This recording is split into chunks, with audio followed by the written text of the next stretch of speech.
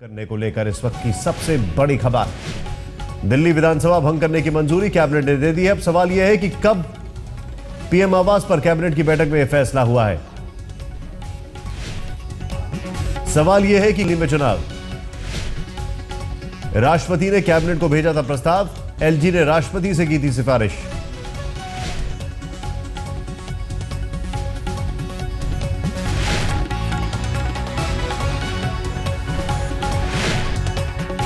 और अब बड़ा सवाल यह है कि आखिर दिल्ली में चुनाव कब होंगे, चुनाव आयोग क्या फैसला करता है। दिल्ली में चुनाव के आखिरी चरण में हो सकता है जम्मू कश्मीर के चुनावों के साथ, या फिर दिल्ली में चुनाव जनवरी या फरवरी के माह में हो सकता है। यह बड़ा सवाल है, यानी कि अब दिल्ली में चुनाव होना है, यह साफ है। कब होना है इसको लेकर थोड़े दिन तक और अनिश्चितता बनी रहेगी, लेकिन जो अलग अलग पॉलिटिकल पार्टी हैं, अलग अलग राजनीतिक दल हैं, अब आ गए हैं इलेक्शन मोड में दिल्ली को भी लेकर। दिल्ली की पूरी कथा कहानी कुछ इस तरीके से है। पिछले साल दिसंबर में अरविंद केजरीवाल को आमंत्रित किया गया था सरकार बनाने के लिए। उसके बाद पहले हर्षवर्धन को किया गया और डॉक्टर हर्षवर्धन ने कहा हमारे पास आंकड़े नहीं है। फिर अरविंद केजरीवाल को आमंत्रित किया गया। अरविंद केजरीवाल ने कांग्रेस के सपोर्ट से सरकार बनाई। 49 दिन में उन्होंने सरकार छोड़ दी। लोकपाल का मुद्दा था, अलग अलग आरोप लगे कि ये कोई और वजह से छोड़ रहे हैं, लेकिन उन्होंने सरकार छोड़ दी। और उसके बाद से 8 महीने से दिल्ली में कोई सरकार नहीं थी। 8 महीने से दिल्ली में अगर कहा जाए अनिश्चितता बनी हुई थी। इसमें सुप्रीम कोर्ट का दखल होता है और अब सीधे सीधे कैबिनेट की मंजूरी मिल चुकी है। अमिताभ सिन्हा हमारे साथ हैं, हमारे सहयोगी। अमिताभ जी, पूरी खबर बताएं। देखिए, अब कल से जो कवायद चल रही थी और गति आई थी बीजेपी के सरकार बनाने के इनकार के बाद, उसको अब अंतिम मुकाम तक पहुंचाने की कवायद कैबिनेट ने पूरी कर दी। अब कैबिनेट की बैठक 1 बजे शुरू हुई थी। 15 से 20 मिनट ये कैबिनेट की बैठक चली है प्रधानमंत्री के नेतृत्व में 7 रेसकोर्स रोड प्रधानमंत्री निवास पर। और एक लाइन में इस जो रिकमेंडेशन था नजीब जंग का, जो रिकमेंड किया था नजीब जंग ने कि विधानसभा दिल्ली की भंग कर दी जाए, और राष्ट्रपति ने उसको होम मिनिस्ट्री और कैबिनेट के पास भेजा था। कैबिनेट ने उस प्रस्ताव को मंजूरी दे दी है। अब इसे वापस राष्ट्रपति के पास भेजा जाएगा, जो कि एक नोटिफिकेशन जारी करेंगे। उसके बाद चुनाव आयोग, जो कल उपचुनाव के लिए 3 उपचुनाव के लिए आखिरी तारीख है कि नामांकन के लिए, उसको रद्द होने का ऐलान करेगा। इसके बाद पूरी प्रक्रिया उपचुनाव की खत्म हो जाएगी। उसके बाद चुनाव आयोग अगले कुछ दिनों के बाद अधिकारियों से, दिल्ली के अधिकारियों से सरकार के साथ मंत्रणा करने के बाद अगली तारीखों की दिल्ली के विधानसभा चुनाव की का ऐलान करेगा। यानी कि अब औपचारिकताएं पूरी हो गई हैं, चुनाव अब तय हो गए हैं। कब कैसे ये फैसला चुनाव आयोग को करना है, कैबिनेट ने इसको मंजूरी दे दी है। एक और चीज मैं आपसे जानना चाहूंगा, चुनाव आयोग को तय करना है, जितनी भी पार्टियां हैं वो एकदम इलेक्शन मोड में आ चुकी हैं, लेकिन एक चीज यहां पर जो बड़ी तेजी से दिखाई दे रही है वो ये है कि कैबिनेट में बहुत तेजी से इसको मंजूरी दे दी, बड़ी तेजी से राष्ट्रपति ने अपना फैसला दे दिया। यानी कि अब सीधे तौर पर कहा जाए तो अगर कैबिनेट की भी बात की जाए तो एक तेजी खासकर इसलिए ज्यादा दिखाई दे रही है कि इसकी वजह यह भी है कि वो नहीं चाहते कि इसको भी कोई मुद्दा बनाया जाए। देखिए, पूरा घटनाक्रम देखिए निशांत, पहले आपको याद होगा 1 महीने से सुप्रीम कोर्ट में इसके खिलाफ मुकदमे दायर थे। बार बार कोर्ट ये पूछ रहा था कि यहाँ पर क्या करना चाहते हैं, एलजी सरकार बनाने की पहल क्यों नहीं कर रहे हैं। लेकिन एक चीज़ तो साफ है कि बीजेपी ने कल के पहले ये नहीं कहा था कि वो सरकार बनाना नहीं चाहते। बीजेपी बार बार यही कह रही थी कि तमाम विकल्प खुले हुए हैं, बातचीत चल रही है। लेकिन कल जब उम्मीदवारों की सूची परसों जारी कर दी बीजेपी ने जम्मू कश्मीर और झारखंड को लेकर, उसके बाद बीजेपी के गतिविधियां बढ़ी हैं। उसके बाद परसों संसदीय बोर्ड की बैठक में ये तय हो गया कि अब पार्टी सरकार नहीं बनाएगी, जोड़ तोड़ की राजनीति दिल्ली में नहीं करेगी। यही संदेश दिल्ली की जनता को देगी और देश भर में देगी कि बीजेपी ऐसी राजनीति नहीं करेगी और नरेंद्र मोदी का चेहरा लेकर आगे बढ़ेंगे वो चुनाव में। उसके बाद गति बढ़ी। सुबह 9:30 बजे बिना किसी को बताए दिल्ली बीजेपी के अध्यक्ष सतीश उपाध्याय और जगदीश मुखी, जो नेता विधायक दल के थे, वो जाकर मिले लेफ्टिनेंट गवर्नर से। उसके बाद तमाम पार्टियों से मुलाकात हुई है। तो आनंद फानंद में जो घटनाक्रम बढ़ा, इससे यही पता चलता है कि बस इंतजार हो रहा था झारखंड और जम्मू कश्मीर विधानसभा चुनाव की प्रक्रिया शुरू होने का, उम्मीदवारों की सूची के ऐलान का। उसके बाद बीजेपी लगता है उसके पहले उसके साथ चुनाव नहीं चाहती थी। अब बीजेपी को वक्त मिलेगा इन चुनाव के बाद आगे की तैयारियां करने का। इसलिए अब संभव है निशांत की चुनाव फरवरी के पहले सप्ताह में या जनवरी के अंत में हो। आप जो बता रहे हैं कि कब चुनाव संभव है, ये जानने की कोशिश हम हर कोई कर रहा है कि अब कब होंगे चुनाव, लेकिन बीजेपी की स्ट्रैटेजी क्या है, बातचीत की हमारे सहयोगी अशोक सिंघल ने प्रभात झा से। दिल्ली विधानसभा में बीजेपी की क्या स्ट्रेटेजी रहेगी, कौन फेस होगा, इन तमाम मुद्दों पर बात करने के लिए हमारे साथ मौजूद हैं बीजेपी के दिल्ली प्रभारी प्रभात झा साहब। प्रभात जी, अब दिल्ली में किस फेज को लेकर आप जाने वाले हैं, क्योंकि चुनाव हो रहे हैं बीजेपी में? दिल्ली में कमल का फूल हमारा फेस होगा। आपने देखा हरियाणा में, महाराष्ट्र में, झारखंड में, जम्मू कश्मीर में कोई फेस नहीं है। और इसलिए हम लोग पूरी ताकत के साथ चुनाव में जा रहे हैं, चुनाव जीतने की तैयारी से। और जैसे जैसे अमित भाई ने कहा है कि नरेंद्र भाई का एक वाक्य है, कांग्रेस मुक्त भारत, उस दिशा में 2 कदम अभी बढ़े हैं, 2 कदम अभी और बढ़ेंगे और दिल्ली भी उसका पड़ाव होगा। मतलब दिल्ली में फेस है नहीं, इसलिए चुनाव से पहले फेस नहीं होगा। क्या देवेंद्र फडणवीस फेस नहीं था? क्या खट्टर जी फेस नहीं थे? क्या अन्य जगह फेस नहीं होंगे? लेकिन हर जगह की स्ट्रेटेजी कुछ और होती है। यहाँ की रणनीति के हिसाब से अभी पार्टी ने तय किया है कि हम इस समय यहाँ कोई फेस नहीं देंगे। मुद्दे क्या होंगे इस चुनाव में? क्योंकि अरविंद केजरीवाल है, अरविंद केजरीवाल कह रहे हैं कि वो मुख्यमंत्री है, लेकिन आपके पास कोई मुख्यमंत्री नहीं है और 49 दिन में जो उन्होंने काम किया उसके बेस पे वो जा रहे हैं। देखिए, अरविंद केजरीवाल अनायास उपजी हुई फसल है जो कट गई एक बार, और बार बार ये फसलें नहीं उगती हैं। आप राजनीतिक दल मानते होंगे, मैं उसे राजनीतिक दल नहीं मानता, उस दल को। सीधे चलते हैं, हमारे साथ आम आदमी पार्टी के संजय सिंह हमारे साथ मौजूद हैं। संजय जी, आपसे जानना चाहूंगा, अब क्या मुद्दा है, क्या स्ट्रैटेजी है, क्या प्लानिंग है? देखिए, मैं अभी प्रभात झा जी की बौखलाहट को सुन रहा था और समझ पा रहा हूं कि किस प्रकार की उनकी हालत हो रही है। वो आम आदमी पार्टी को एक राजनीतिक दल मानते ही नहीं है। जो पार्टी जिसको दिल्ली के लोगों ने दिल्ली की सरकार बनाने का मौका दिया, उसको वो राजनीतिक दल ही नहीं मानते। अब इस प्रकार से अगर भारतीय जनता पार्टी की बौखलाहट निकल रही है तो ये साफ संकेत इस बात का है कि दिल्ली में चुनाव जब होंगे तो आम आदमी पार्टी के पक्ष में दिल्ली की जनता अपना मत देगी। 49 दिनों का हमारा जो रिपोर्ट कार्ड है, जो हमने यहाँ की जनता के लिए काम किया है बिजली पानी के मुद्दे को लेकर, उसके लिए जनता हमारे साथ आएगी।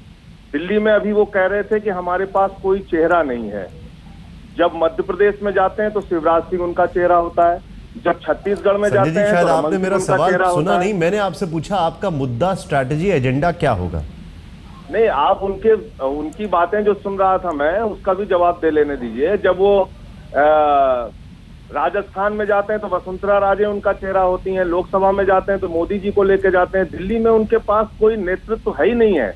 तो जो पार्टी नेतृत्व विहीन है, उसमें हम जब चुनाव में उतरेंगे तो हमारा मुद्दा बिल्कुल साफ होगा। हमने 49 दिनों में जनता के लिए जो काम किया है, उन्हीं सवालों को लेकर हम फिर से चुनाव में उतरेंगे और जनता का वोट हासिल करेंगे। जनता का मत हमको मिलेगा, सरकार बनेगी दिल्ली में। बहुत बहुत शुक्रिया हमसे बातचीत करने के लिए। सवाल मैंने पूछा था कि आपका क्या एजेंडा है, क्या मुद्दा है, जवाब वो बीजेपी का देने लग गए। लोग सवाल पूछ रहे हैं 49 दिन में आप क्यों चले गए जब आपको मौका दिया। खैर, जवाब शायद तब भी कुछ और होगा, ये हमें पता नहीं। सीधे चलते हैं और देखते हैं कि क्या कहना है बीजेपी का। बीजेपी के एक और बड़े नेता हैं सतीश उपाध्याय, उनसे बातचीत की हमारे सहयोगी ने, ये देखते हैं। चले।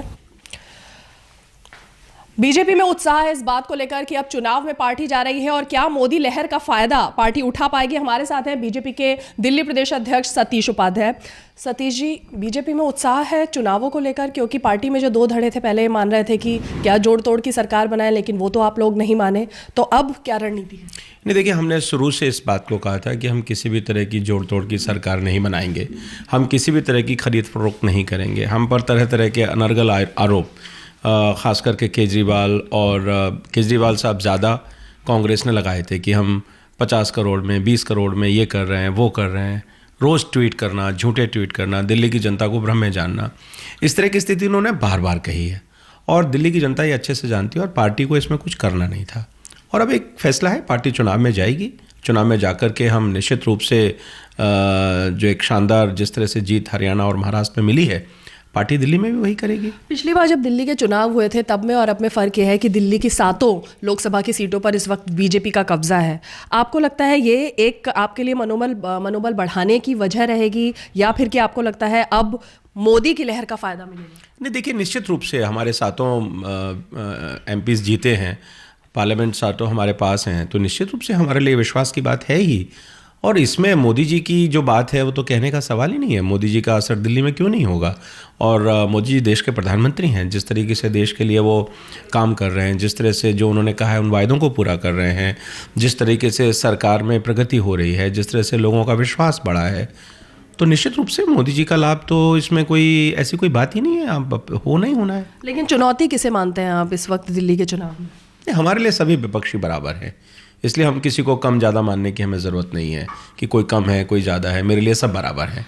विपक्ष है और भारतीय जनता पार्टी को तो अपनी सबको गंभीरता से लेके जाना है। लेकिन आपको लगता है कि लड़ाई जो है वो मुकाबला सिर्फ आम आदमी पार्टी और बीजेपी के ही बीच होगा और सबसे बड़ी जो चुनौती है वो अरविंद केजरीवाल आम आदमी पार्टी से ही मिलने वाली है? नहीं, मैं कह रहा हूँ ना, मैंने ऐसा आपको कहा ना कि मेरे लिए विपक्ष है, वो चाहे कोई भी हो, वो केजरीवाल हो, कांग्रेस हो, समाजवादी हो, बीएसपी हो, और भारतीय जनता पार्टी अपनी तरफ है। तो हमको तो एक रणनीति के तहत काम करना है, दिल्ली के हर वोटर तक पहुंचना और चुनाव में भारतीय जनता पार्टी को जीत देना। सतीश जी, जब लोकसभा के चुनाव हुए तो नंबर 2 पर जिस जगह पर भी आप लोग जीते हैं, नंबर 2 पर आम आदमी पार्टी ही रही। आम आदमी पार्टी आज की डेट में भी ये कह रही है कि भले ही प्रधानमंत्री के तौर पर नरेंद्र मोदी को जिताया हो, लेकिन दिल्ली के लोग अभी भी ऐसा मानते हैं कि अरविंद केजरीवाल ही मुख्यमंत्री बने। समय आने पर पता चलेगा, समय आएगा तो पता चलेगा कि मुख्यमंत्री कौन बनेगा, केजरीवाल साहब क्या होंगे।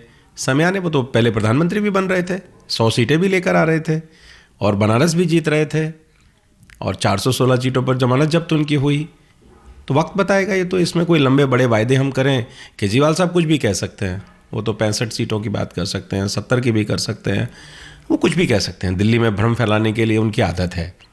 हम एक जिम्मेदार दल हैं और जिम्मेवार बात करेंगे। तो क्या बीजेपी के लिए हम ये माने कि दिल्ली में कोई चेहरा अभी नहीं है, सिर्फ मोदी जी के नाम पर ही दिल्ली में बीजेपी आगे बढ़ेगी, ऐसा हम माने? सवाल दिल्ली का नहीं है। हमारे पिछले चुनाव आप देख लीजिए, हरियाणा देख लीजिए, महाराष्ट्र देख लीजिए, पार्टी एक सामूहिक नेतृत्व के साथ चुनाव लड़ती है और जब विधायक जो तय करते हैं, जो प्रक्रिया है, उसमें चीज़ों के बारे में निर्णय होते हैं। तो इसलिए इसमें कोई, मुझे लगता है कि पार्टी का ये एक निर्णय है और पार्टी इसको लेकर के ही आगे चलेगी। आज शाम को आप सबकी बैठक भी ले रहे हैं सारे पदाधिकारियों की, रणनीति को लेकर? निश्चित रूप से पार्टी में संगठन को तैयार करना, चुनाव के लिए तैयारी करना और अपने आप को गियर अप करना पार्टी अध्यक्ष के नाते मेरी रिस्पॉन्सिबिलिटी है और वो काम तो निश्चित रूप से करना ही है। अंतिम सवाल है सतीश जी कि इस वक्त जो एनालिसिस किया जा रहा है, अगर लोकसभा की चुनाव की तर्ज पर वोट पड़े तो बीजेपी को दिल्ली में 60 सीटें मिलती दिख रही हैं। आपका आंकलन किस तरफ जाता है? मैं किसी नंबर की बात नहीं करूंगा, बिल्कुल भी। मैं इतना विश्वास के साथ कह सकता हूं कि भारतीय जनता पार्टी चुनाव में जाएगी और भारतीय जनता पार्टी एक अच्छा नंबर लेकर के आएगी, साइजेबल मेजॉरिटी हमको मिलेगी और एक अच्छी सरकार दिल्ली में निश्चित रूप से भारतीय जनता पार्टी देगी। शुक्रिया। तो ये हैं सतीश उपाध्याय, जिनको पूरी तरह से विश्वास है कि दिल्ली में इस बार ऐसी सरकार बनेगी जो बहुमत की सरकार होगी और बीजेपी को दिल्ली में फायदा होता दिख रहा है, ऐसा इनका मानना है। कैमरा पर्सन आलोक भटनागर के साथ रीमा पाराशर, दिल्ली आज तक। ये वही साहब है ना जिनका हमने आपको एक दिन बाइट सुनाया था प्रेस कॉन्फ्रेंस के बाद और बोल रहे थे कि कल सरकार बनने जा रही है दिल्ली में बीजेपी की, और अभी कैसे बोल रहे थे कि हम चुनाव के लिए तैयार थे। वाह, बदले बदले अंदाज, क्या कह सकते हैं। मेरे उस वक्त की बड़ी खबर आपको बता दें, जो खबरें आ रही हैं उसके मुताबिक दिल्ली में चुनाव को लेकर तैयारियां शुरू हो चुकी हैं, पार्टियों ने अपनी स्ट्रैटेजी बना ली है और दिल्ली में बीजेपी बगैर सीएम कैंडिडेट के साथ उतरने जा रही है। तो निश्चित रूप से जो एक डेमोक्रेटिक प्रक्रिया है, जो संवैधानिक तरीका है, पार्टी में लोकतंत्र है, हमारा आला कमान तय करेगा, हमारा नेतृत्व तय करेगा, विधायक दल तय करेगा, वो सारी एक प्रक्रिया है। उसके बारे में आज बात करने का मुझे लगता है कि कोई वक्त नहीं है।